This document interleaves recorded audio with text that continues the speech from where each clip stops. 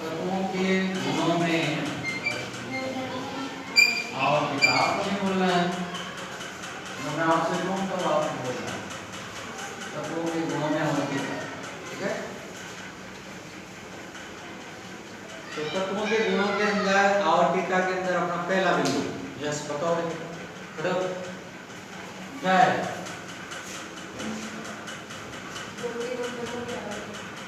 पहला बिंदु क्या है?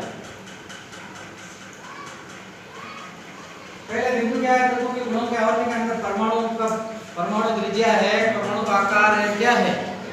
हाँ, परमाणु त्रिज्या, परमाणु त्रिज्या। नाउ रेडी,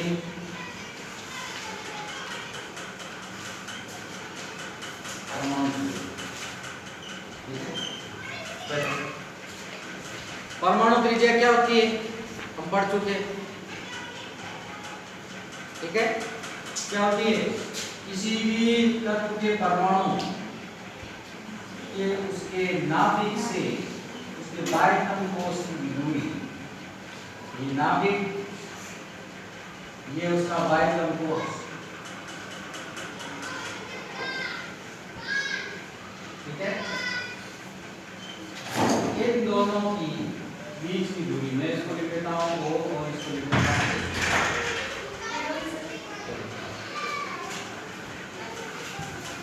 तो इसको कहेंगे परमाणु त्रिज्या।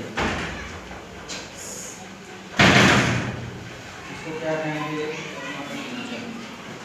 परमाणु त्रिज्या। ठीक है, अब हम क्या करेंगे? जैसे जैसे तत्व लिखेंगे, जैसे हाइड्रोजन लिखा, हाइड्रोजन का इलेक्ट्रॉनिक विन्यास होता है 1s1। ठीक है, तो इसका परमाणु संरचना बनाएंगे, यहाँ पे बना दिया नाभिक, मैं इसको ऐसे भी लिख सकता हूँ केवल न्यूक्लियस, न्यूक्लियस, और इसके लिए ये भी लो। फिर हाइड्रोजन के बाद आता है हीलियम 1s2। अब इसके आपको परमाणु स्ट्रक्चर बनानी है, संरचना बनानी है ये। ठीक है, तो अब इसमें आप इलेक्ट्रॉन लिखेंगे तो यहाँ पे भी तो आप न्यूक्लियस। ठीक है, अब हम आगे बढ़ेंगे। तो तीसरा जो तत्व है, तीसरा तत्व है अब आपका है इलेक्ट्रॉनिक विन्यास लिखेंगे 1s2 2s1। ठीक है, अब इसका हम परमाणु स्ट्रक्चर बनाएंगे। ये पहली कक्षा, इसमें 2 इलेक्ट्रॉन, ये 1s कक्षा। फिर ये दूसरी कक्षा जिसमें 2s कक्षा, 2 इलेक्ट्रॉन, 1s 2 इलेक्ट्रॉन, 2s ये 1 इलेक्ट्रॉन।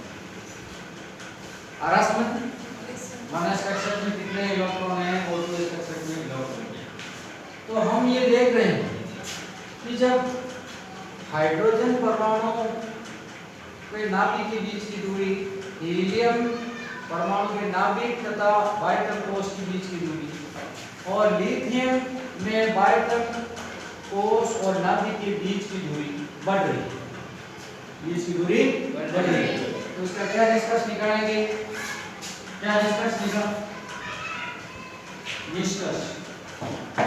निष्कर्ष ये निकला कि परमाणु क्रमांक बढ़ने पर, परमाणु क्रमांक बढ़ने पर, परमाणु क्रमांक बढ़ने पर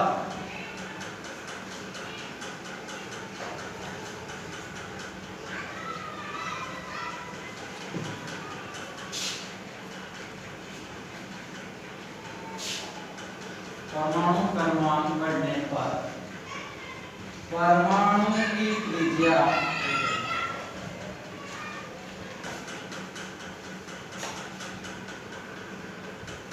बढ़ती, परमाणु की त्रिज्या क्या करती? बढ़ती। ठीक है, तो इसका मतलब ये हो गया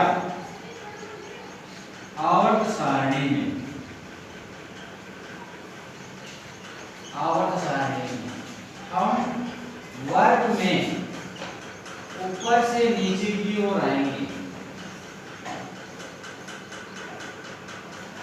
ऊपर से नीचे की ओर आएंगे तो क्या होगा, परमाणु त्रिज्या बढ़ेगी।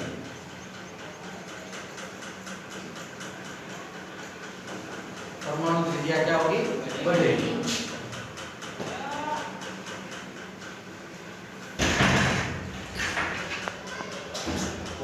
परमाणु त्रिज्या, ठीक है, परमाणु त्रिज्या है, इसके बारे में हम पढ़ेंगे।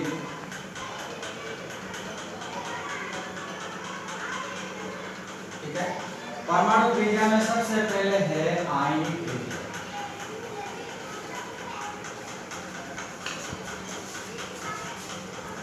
दूसरी है सहसंयोजक त्रिज्या।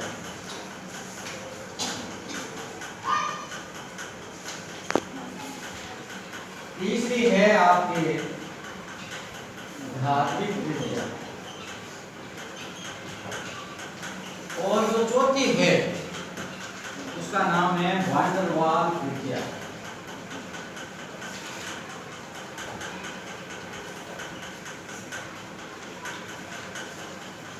वान डेर वाल त्रिज्या।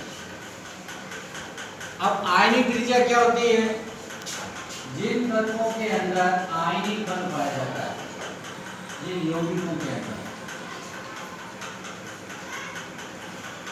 आयनिक बल पाया जाता है। आप ही को मत, आपको सब मिल जाएगा लाइव टेलीकास्ट, आप आराम से देखो, आप पढ़ने का ध्यान दो।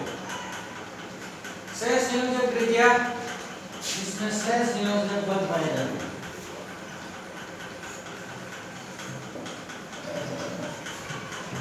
सहसंयोजक बल पाए जाते हैं। धात्विक त्रिज्या, जिसमें धात्विक बल पाया जाता है। ठीक है, तो मैं यहाँ लिख रहा हूँ ये त्रिज्या और ये यहाँ पर बल। ठीक है, वान डेर वाल त्रिज्या, इसमें वान डेर वाल बल पाया जाता है।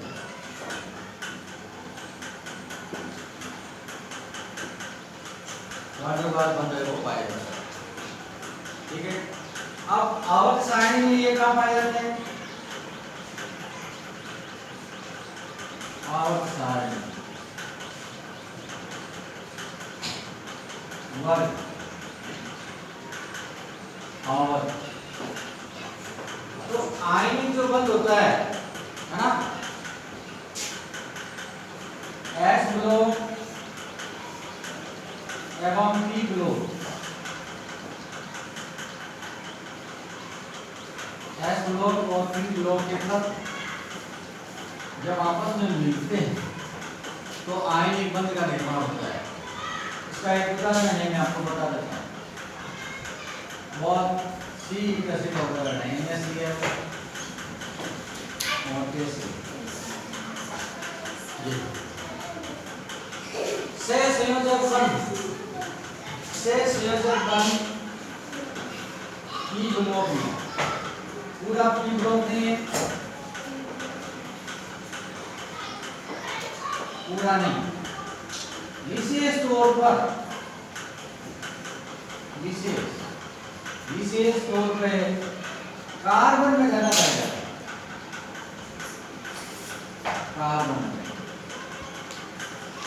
कार्बन में सहसंयोजक बंध बनाने की प्रवृत्ति ज्यादा होती है। अब कार्बन में सहसंयोजक बंध का उदाहरण,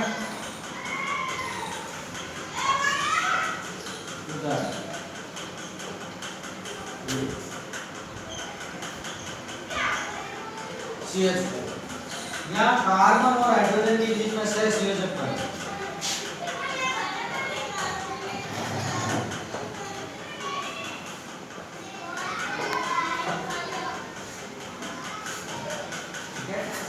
यहाँ सहसंयोजक बंध, यहाँ सहसंयोजक बंध, यहाँ सहसंयोजक बंध और यहाँ सहसंयोजक। ठीक है, अब इसके बाद में धात्विक बंध।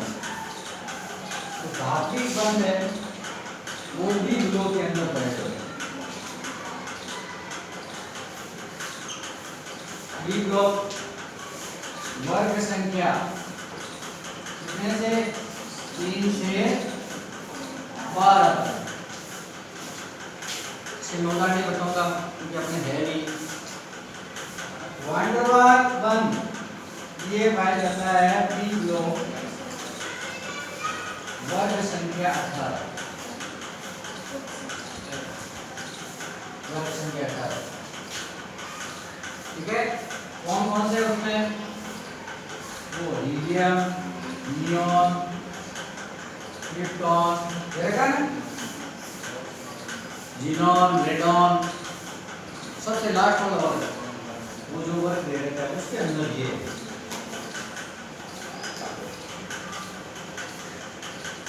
तो हम देख रहे हैं कि आवर्त सारणी के अंदर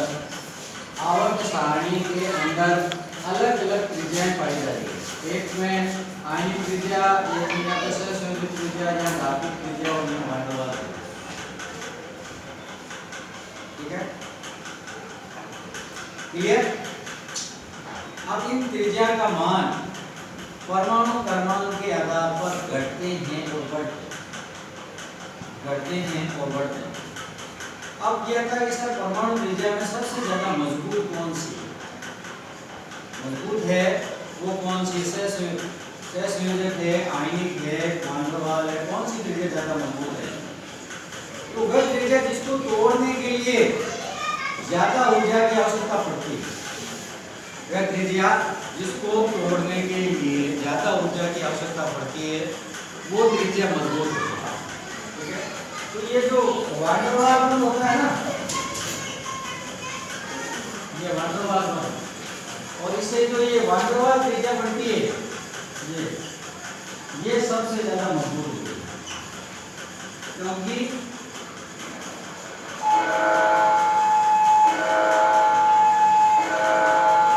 इस त्रिज्या को विभेदित करने के लिए या तोड़ने के लिए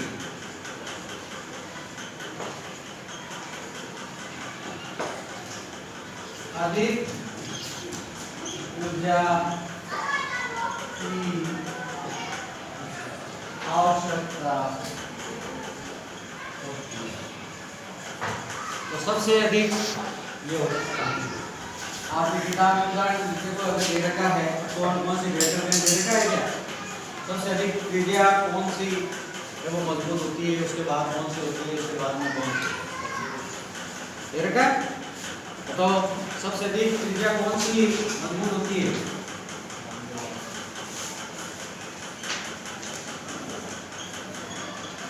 आयनिक त्रिज्या सहसंयोजक त्रिज्या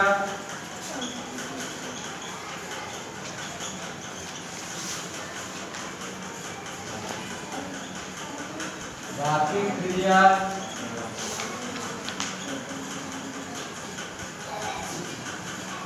और वांडरवाल त्रिज्या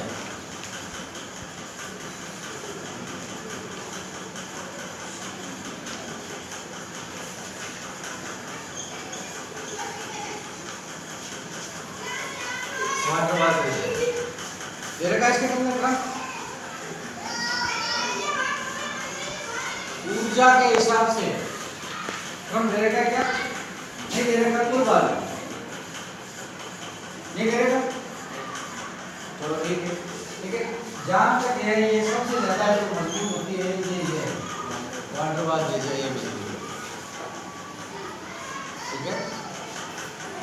उसके बाद में जहां तक मेरा है अनुभव है ये आयनिक त्रिज्या ठीक है। फिर इसके बाद में ये धात्विक त्रिज्या है और उसके बाद ये सबसे लास्ट में क्लियर हो गया टॉपिक ना अगला टॉपिक बताओ परमाणु त्रिज्या के बाद वाला टॉपिक बताइए आयनिक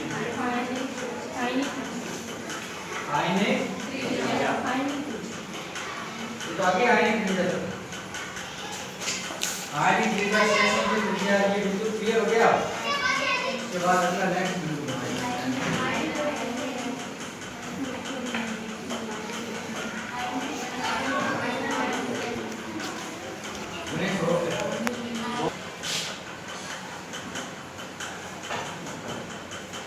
आयनन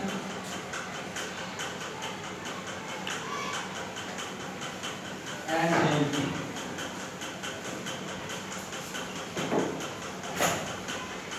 ठीक है, अब सबसे पहले हम ये पढ़ेंगे कि आयनन एंथैल्पी होती क्या है। ठीक है, तो किसी तत्व या इसको ऐसे भी कह सकते हैं विद्युत निकाय,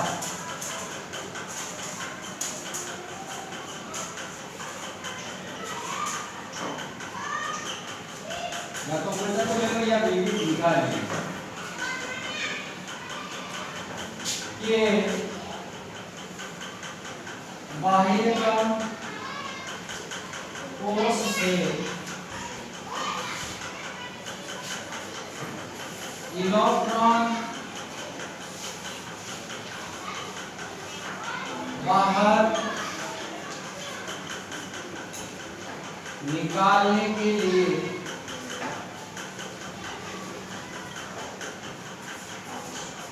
आवश्यक ऊर्जा, याद जाना चाहिए भी आवश्यक ऊर्जा। तो मैं उदाहरण दे रहा हूँ, एग्जाम्पल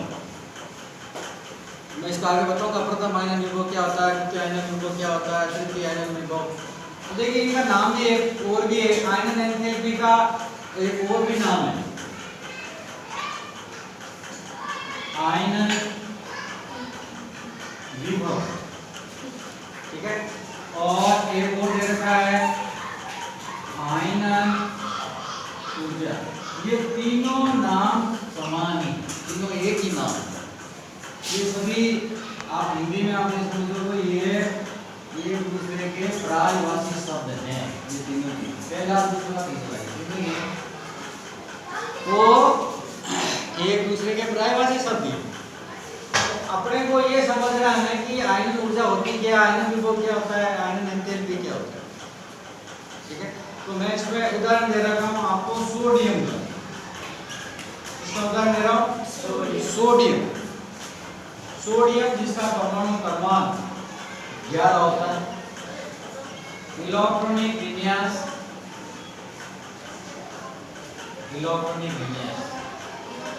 ठीक है। नाउ 1s2 2s2 2p6, अब यहाँ काउंटिंग करते रहना, ध्यान रखना है। 10 और 1 11 3s आगे 3s। अब इसका हम परमाणु संरचना बनाएंगे सोडियम।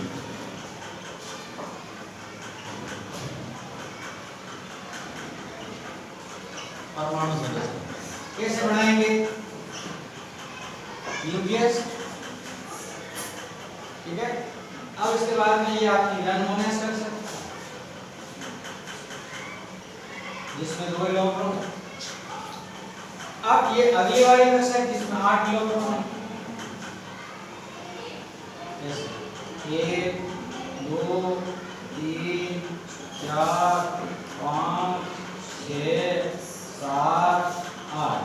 क्लियर, वापस मिल लेते हैं 1 2 3 4 5 6 7 8।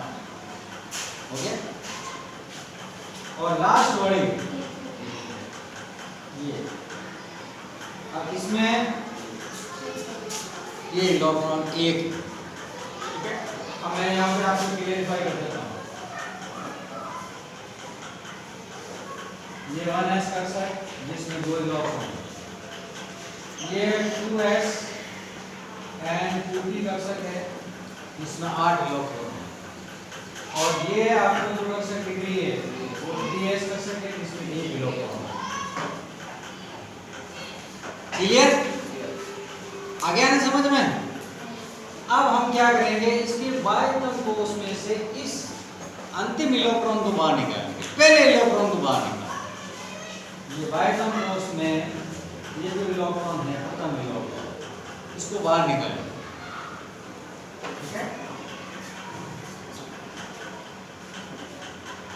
प्रथम इलेक्ट्रॉन को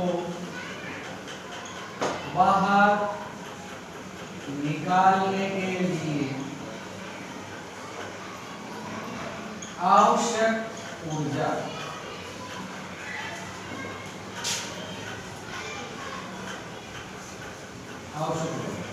तो ध्यान से देखिए, इसको ध्यान से देखो। 3s कक्षक में एक ही इलेक्ट्रॉन है, एक ही इलेक्ट्रॉन है, और हम जानते हैं एक चीज को तो हम आसानी से खींच सकते हैं। एक चीज को तो ऊर्जा देके, एक इलेक्ट्रॉन को तो ऊर्जा देके आसानी से बाहर निकाल। तो मैंने क्या किया, इस पहले इलेक्ट्रॉन को बाहर निकाल दिया इस कक्षक वाले 3s कक्षक वाले में पहले इलेक्ट्रॉन को बाहर निकाला। अब इसमें नामकरण होगा, ध्यान से सुन लेना, नामकरण है। पहले इलेक्ट्रॉन को मैंने बाहर निकाला,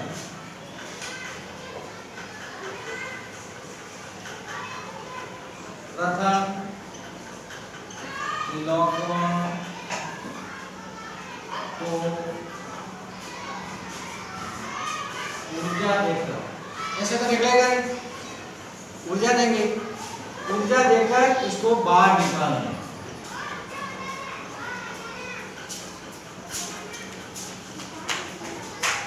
बाहर निकाल। तो जैसे ही हम इस बाइटम कोष में इस इलेक्ट्रॉन को ऊर्जा देके और बाहर निकालें, ठीक है। अब यहां से ध्यान से सुनना, अगर एक इलेक्ट्रॉन को बाहर निकालते हैं, दो इलेक्ट्रॉन को बाहर निकालते हैं, तीन इलेक्ट्रॉन को बाहर निकालते हैं, चार इलेक्ट्रॉन को बाहर निकालते हैं, तो इनका सभी का नाम अलग अलग हो जाएगा। जब पहले इलेक्ट्रॉन को बाहर निकालेंगे तब इसका नाम होगा प्रथम आयनन विभव। अब हम दूसरा इलेक्ट्रॉन बाहर निकालेंगे, किसमें से 2s और 2p में से, तो इसका नाम हो जाएगा द्वितीय आयनन विभव। इसी प्रकार तीसरा इलेक्ट्रॉन इसमें से बाहर निकले, तीसरा इलेक्ट्रॉन बाहर, अब इसको कहेंगे तृतीय आयनन विभव, ठीक है। अब इसी के संदर्भ में इनका नाम लिखना है ना। तो आयनन विभव के संदर्भ में तो लिख दिया हमने, प्रथम आयनन विभव, द्वितीय आयनन विभव और तृतीय आयनन विभव। अब इसके संदर्भ में क्या लिखेंगे, यहाँ प्रथम आयनन एंथैल्पी, द्वितीय आयनन एंथैल्पी, तृतीय आयनन एंथैल्पी। इसी प्रकार आयनन ऊर्जा में लिखेंगे प्रथम आयनन ऊर्जा, द्वितीय आयनन ऊर्जा और तृतीय आयनन ऊर्जा। आगे समझ में क्या लिखूं, यानी यहाँ आयनन विभव जो शब्द लिखा हुआ है वहां पे ये शब्द आपको करने हैं। बाकी प्रथम द्वितीय तृतीय ये तो आपको लिखना है, ये तो आपको लिखना है।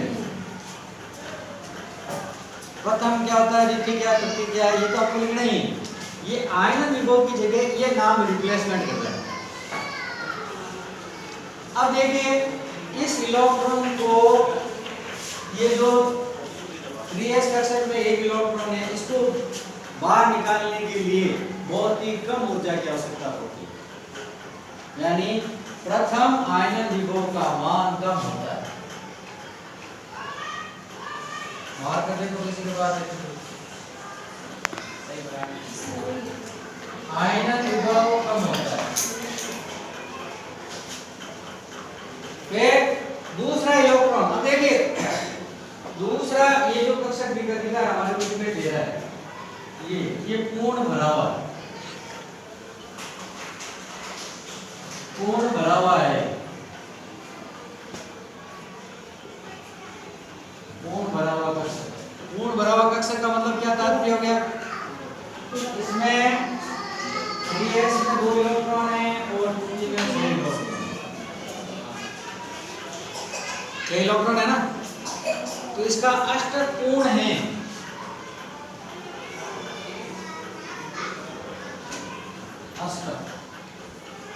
अष्टक कोण। अब इसको बाहर निकाल, तो 8 इलेक्ट्रॉन है और उसमें से अपने को 1 इलेक्ट्रॉन बाहर निकालना। 1 इलेक्ट्रॉन का तो हमने आसानी से निकाल लिया, लेकिन 8 इलेक्ट्रॉन हैं और उसमें से अपने को 1 इलेक्ट्रॉन को बाहर निकालना है, तो हमें अधिक ऊर्जा की आवश्यकता पड़ेगी, क्योंकि कक्षक पूर्ण भरा हुआ है। कक्षक क्या हुआ है? पूर्ण भरा हुआ। ठीक है, तो सोडियम के लिए प्रथम आयनन विभव कम होता है, द्वितीय आयनन विभव अधिक होता है, तृतीय और अधिक हो जाएगा, है ना। इसी प्रकार अलग अलग तत्वों में आयनन विभव के मान अलग अलग होते हैं। सभी में आयनन विभव के मान समान नहीं होते हैं, क्योंकि सभी तत्वों के परमाणु क्रमांक भिन्न भिन्न हैं और परमाणु क्रमांक भिन्न भिन्न होने के कारण इनका इलेक्ट्रॉनिक विन्यास भिन्न भिन्न होता है। इलेक्ट्रॉनिक विन्यास भिन्न भिन्न होने के कारण उनमें जो कक्षक है उनमें पाए जाने वाले इलेक्ट्रॉन हैं, विशेष तौर पे बाह्यतम कोष और उसके पहले, बाह्यतम कोष और उसके पहले, ये ध्यान में रखें। बाह्यतम कोष में कितने इलेक्ट्रॉन हैं? अगर 1 है तो आसानी से हो जाएगा, और 2 होता है ना, पूर्ण भरा हुआ आता है। जैसे S कक्षक पूरा भरा हुआ है, S में 2 अधिकतम 2 इलेक्ट्रॉन होते हैं, S कक्षक पूरा भरा हुआ है। जैसे P कक्षक है तो P कक्षक पूरा भरा हुआ है, P के अंदर 6 इलेक्ट्रॉन, तो 6 इलेक्ट्रॉन है तो उसमें से 1 इलेक्ट्रॉन निकालना बहुत आसान नहीं। इसी प्रकार आधा भरा हुआ P3 है, तब भी इलेक्ट्रॉन बाहर निकालना कठिन। इसी प्रकार D कक्षक हम बढ़ाते D को, है ना, इसके अंदर कितने इलेक्ट्रॉन होते हैं? 10 लिखते हैं ना, 1 2 3 4 5 तो खाने बना दिए, फिर इस पे इलेक्ट्रॉन लिखेंगे, है ना। यस, D कक्षक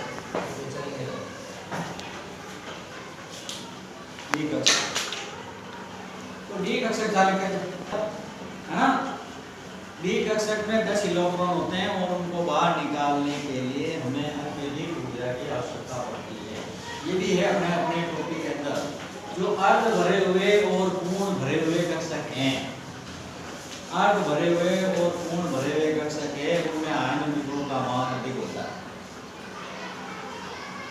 जहां पे भी ये आएंगे, देखिए S कक्षक में थोड़ा अलग चीज है, P के अंदर P3, D के अंदर D10 और D5 उसका आधा, और उसके बाद में F कक्षक के अंदर 14 इलेक्ट्रॉन होते हैं, तो 14 और उसका आधा हो गया 7, तो आधा भरा हुआ और पूर्ण भरा हुआ।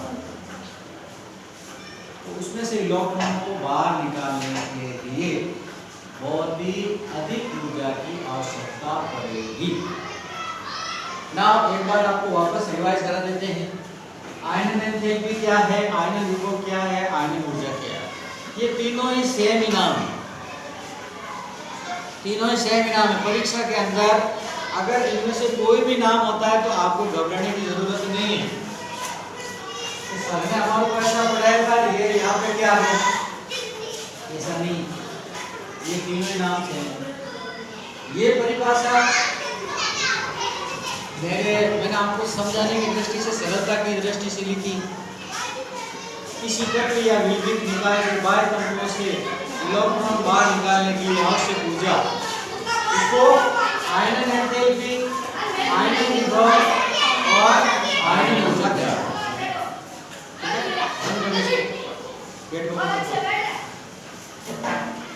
अब ये पढ़ेंगे प्रथम आयनन विभव किसे कहते हैं, द्वितीय आयनन विभव किसे कहते हैं, तृतीय आयनन विभव किसे कहते हैं। तो कोई भी तत्व ले लो, उसके बाह्य कोश में पहले इलेक्ट्रॉन को बाहर निकालने के लिए जो ऊर्जा की आवश्यकता पड़ेगी वो आपका प्रथम आयनन है। दूसरा इलेक्ट्रॉन को बाहर निकालने के लिए जितनी ऊर्जा की आवश्यकता पड़ेगी वो आपका द्वितीय आयनन है। तीसरे इलेक्ट्रॉन को बाहर निकालने के लिए इसमें से, तो वो कहलाएगा तृतीय आयनन द्विध्रुव। ये आ गया आपके आयनन द्विध्रुव। इसी प्रकार आयनन एंथैल्पी, पहले इलेक्ट्रॉन को बाहर निकालने के लिए ऊर्जा प्रथम आयनन एंथैल्पी, द्वितीय इलेक्ट्रॉन को बाहर निकालने के लिए क्या आ जाएगी ये द्वितीय आयनन एंथैल्पी, तीसरे इलेक्ट्रॉन को बाहर निकालेंगे तो तृतीय आयनन एंथैल्पी। अब इसी प्रकार आयनन ऊर्जा, प्रथम इलेक्ट्रॉन को बाहर निकालने के लिए प्रथम एक इलेक्ट्रॉन को बाहर निकालेंगे, है ना, तो ये कितना गया प्रथम आयनन ऊर्जा। दूसरे इलेक्ट्रॉन को बाहर निकालेंगे द्वितीय आयनन ऊर्जा, और तीसरे इलेक्ट्रॉन को बाहर निकालेंगे तो क्या आ जाएगी, ठीक है हम करते हैं।